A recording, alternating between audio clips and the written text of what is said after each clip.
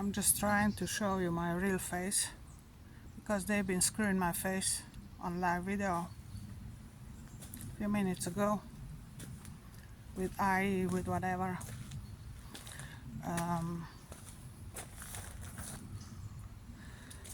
So let's see how this goes.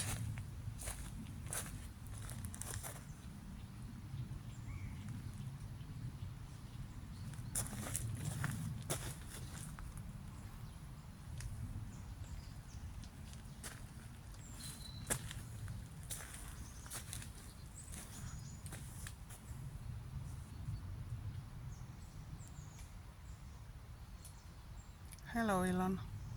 Yes, you are mentally ill, it's true. You got huge mental illness problems. And if you don't accept the help, you won't get the help. And you can't get out on your own because you're in too deep. In too deep, way too deep with your crimes based on your mental illness or illnesses, supposedly.